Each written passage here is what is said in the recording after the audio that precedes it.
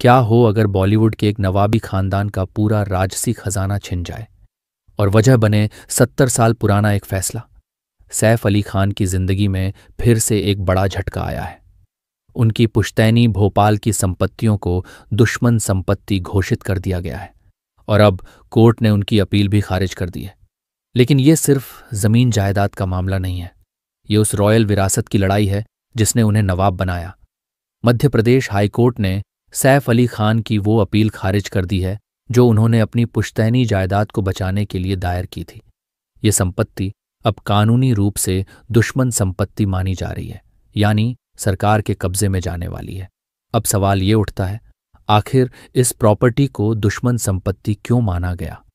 कहानी शुरू होती है साल 1947 के बाद, जब भारत का बंटवारा हुआ। सैफ अली खान की परदादी अबीदा सुल्तान पाकिस्तान चली गईं और भारतीय नागरिकता छोड़ दी। इसी वजह से सरकार ने एनिमी प्रॉपर्टी एक्ट के तहत उनकी भोपाल वाली संपत्तियों को सरकारी संपत्ति मान लिया।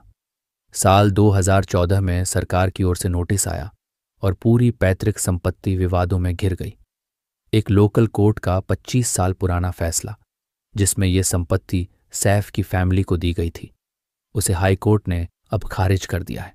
हाईकोर्ट ने साफ कहा, मुकदमे की दोबारा सुनवाई होगी और पूरा केस नए सिरे से चलेगा।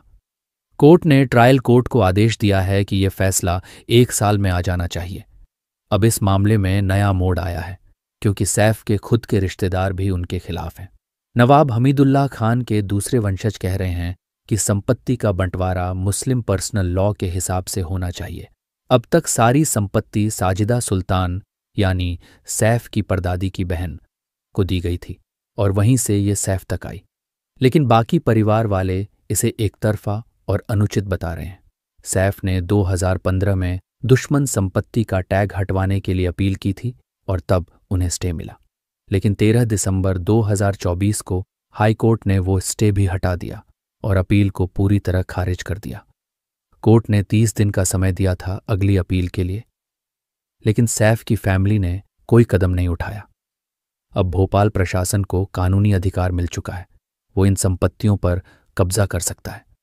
सैफ अली खान अब एक ऐसी जंग में है जो सिर्फ कोर्ट की नहीं, विरासत और पहचान की लड़ाई है।